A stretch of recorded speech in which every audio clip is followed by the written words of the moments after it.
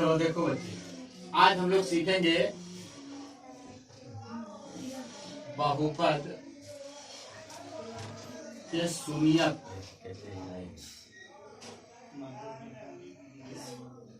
और उनके गुणांकों के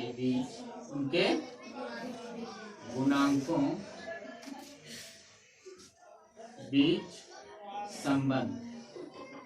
क्या सीखेंगे बच्चे? बहुपद के शून्यक और उनके गुणांकों के बीच संबंध। क्या संबंध होता है, ठीक है,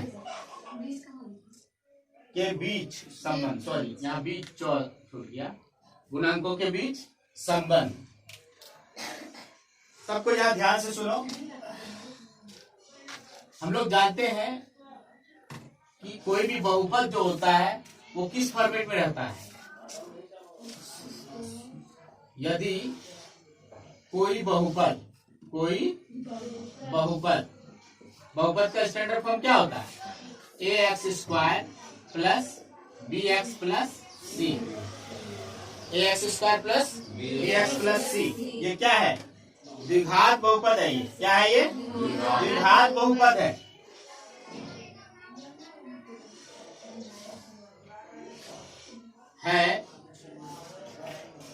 तथा अच्छा पहले ये बताओ बच्चे कि ये द्विघात बहुपद है तो इसका शून्यक कितना होगा? इसका शून्यक भी होगा 2। हाँ, जितना बहुपद की घात होती है उतना उसका शून्यक होता है। ये पहले हम बता चुके हैं, पिछले वीडियो में बताए ना। जितना बहुपद की घात होती है उतना उसका शून्यक होता है। यदि कोई बहुपद ax² plus bx plus c है तथा उनके दो शून्यक, क्या मानोगे इसको? अल्फा तथा बीटा है। तो बहुपद का शून्यक और गुणांकों के बीच क्या संबंध होता है? तो पहला संबंध में याद रखना है। संबंध में पहला याद रखेंगे हम लोग कि शून्यकों का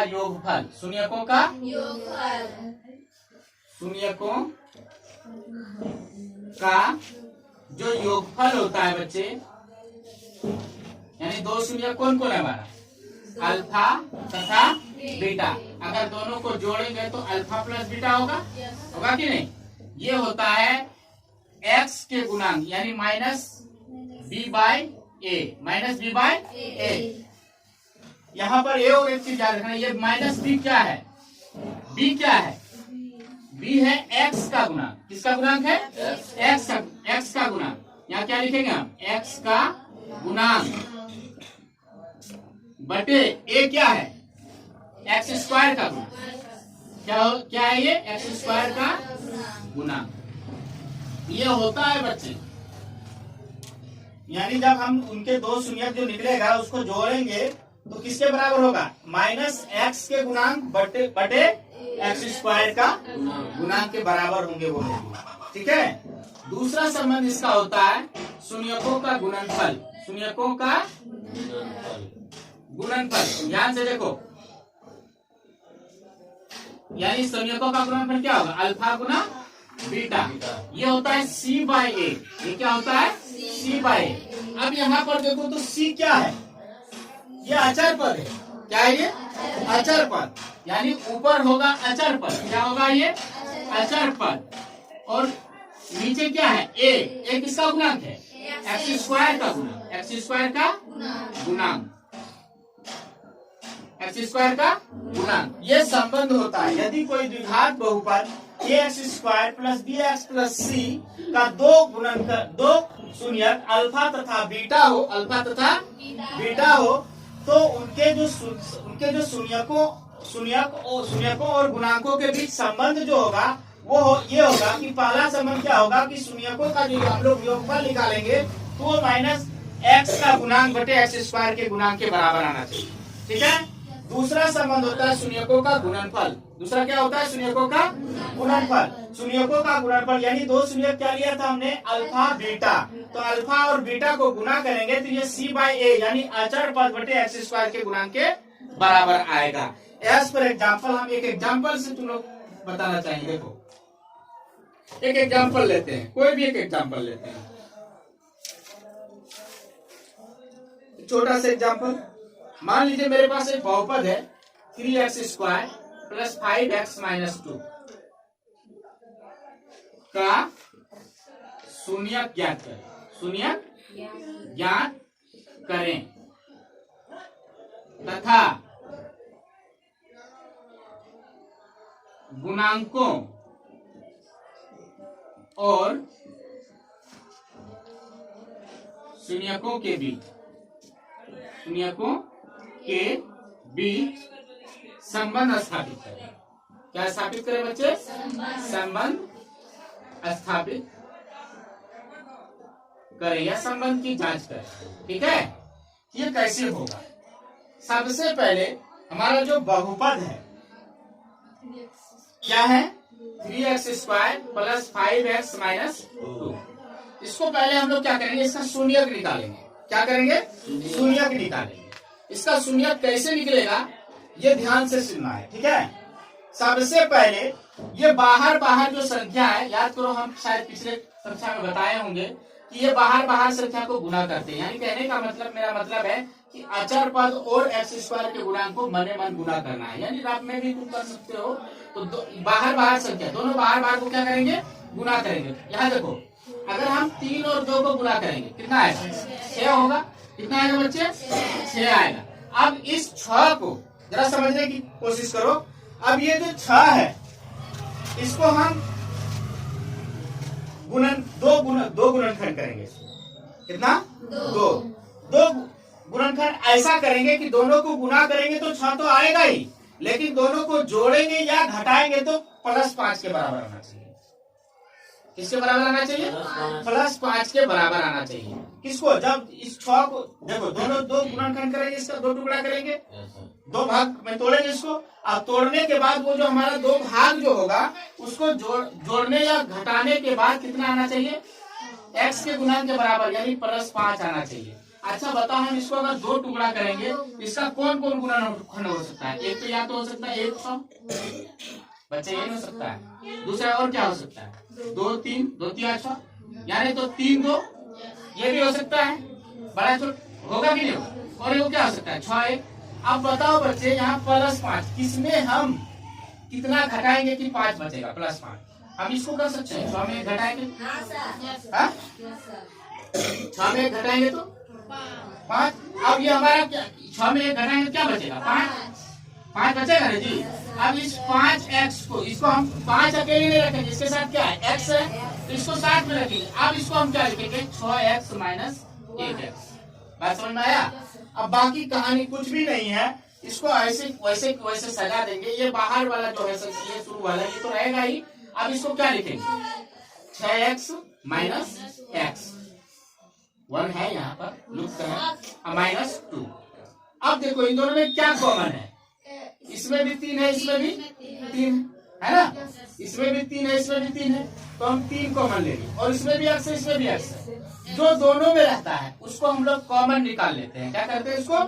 तो x भी है, तो बताओ तो अब यहाँ पर 3 बाहर आ गया, एक x बाहर हो गया, तो यहाँ एक x² यानी x एक x बच गया ना जी। यहाँ x बच गया, अब प्लस, अब यहाँ इसका x तो बाहर हो गया, यहाँ 3, इसमें 6 में 3 बाहर हो गया, तो 2 बचा यहाँ। अब यहाँ देखो, ये माइनस है, ये माइनस है। जैसे यहाँ पर यहाँ अब देखो यहाँ दोनों में क्या मैच कर रहा है? x और 2 में क्या है? दोनों में जो कॉमन निकाल सकते हैं हम लोग, बताओ। नहीं, इसमें x बीच में है, तो जब कुछ नहीं रहे तो उस समय हम लोग 1 निकालते हैं। क्या करते हैं? 1 निकालते हैं। दोनों में कुछ नहीं दिखे तो 1 निकाल लेना। ठीक है, अब यहाँ अंदर x बच गया। अब लेकिन एक बात याद रखना, जब यहाँ माइनस का चिन्ह रहता है तो यहाँ भीतर का चिन्ह बदल जाएगा। यहाँ माइनस से क्या हो जाएगा? प्लस। ये 2 हो गया। अब एक बार बताए हम, ये पहले भी बता चुके हैं, एक बार अंदर वाली और एक बार बाहर वाली। यानी एक बार अंदर वाली लिखते हैं x + 2, और एक बार बाहर जो रहता है उसको लिखते हैं 3x - 1। अब इसका क्या करेंगे? शून्यक निकालेंगे। क्या? यहाँ तक जब गुणनखंड हो जाएगा, अब इसका शून्यक निकालेंगे। शून्यक कैसे निकलेगा? इसको शून्य कर दो, यानी x + 2 को एक बार शून्य कर दो, तो x बराबर कितना होगा 2 उधर जाएगा तो -2 होगा ना। एक बार 3x - 1 को 0 कर दो तो 3x बराबर कितना होगा, इधर -1 उधर गया तो +1 हो गया, तो x बराबर कितना हो गया 1/3। यही दो शून्य किसका आ गया -2 और 1/3। ये अल्फा का मान होगा, ये बीटा का मान। जब संबंध निकालेंगे तो इसको अल्फा की जगह पर इसको लिखेंगे और बीटा की जगह पर इसको लिखेंगे। चलो अब हम लोग संबंध निकालते हैं। क्या निकालते हैं, संबंध निकालते हैं। अब इसके बीच संबंध देखें, संबंध क्या सत्य होता है कि नहीं होता है। हम लोगों ने पढ़ा कि शून्यकों का योग जो होता है -b/a के बराबर होता है, यानी -x का गुणांक बटे x² के गुणांक के बराबर होता है। क्या ये सच है, तो हम लोग देखते हैं प्रूव करके। चलो संबंध निकालते हैं। क्या निकालते हैं बच्चे, संबंध।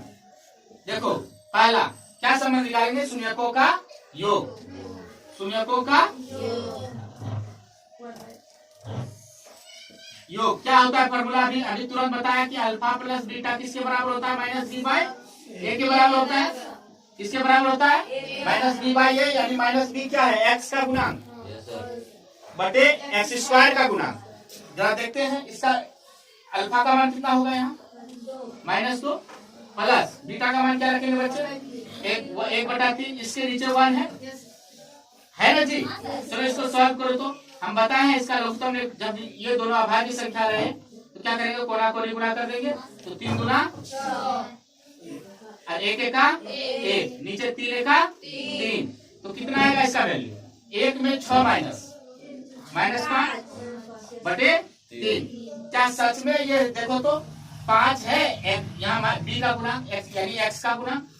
देखो यहाँ साथ एग्जाम्पल का लिए, देखो x का गुणांक 5 आया कि नहीं, क्या आया मेरा -x का गुणांक -x का गुणांक बटे देखो 3x² का गुणांक है ना, x² का गुणांक।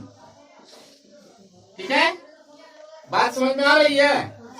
हाँ अब देखो, अब क्या दूसरा संबंध क्या था, क्या बताया था, शून्यकों का गुणनफल। शून्यकों का निकालते हैं हम लोग, शून्यकों का गुणनफल। शून्यकों का गुणनफल क्या होता है बच्ची, अल्फा गुना बीटा बराबर c/a है ना। तो अल्फा का मान कितना है -2, बीटा का मान कितना है 1/3। इसके नीचे 1 है, गुना का नियम है, ऊपर ऊपर गुना नीचे गुना। तो गुना करेंगे तो 1 गुना -2 तो -2 होगा, और 3 गुना 1 कितना होगा 3। तो देखो तो क्या ये अचर पद है -2, देखो है, तो यहाँ देखो आ गया अचर पद। नीचे 3 है तो 3x² का गुणांक है ना, x² का गुणांक। चलो इसको नोट डाउन कर लो, ये समझ गया ना तुम लोग। चलो ठीक है, ये अगर समझ गए हो तो हम लोग चलो एक्सरसाइज 2.2 आज करते हैं। क्या एक्सरसाइज 2.2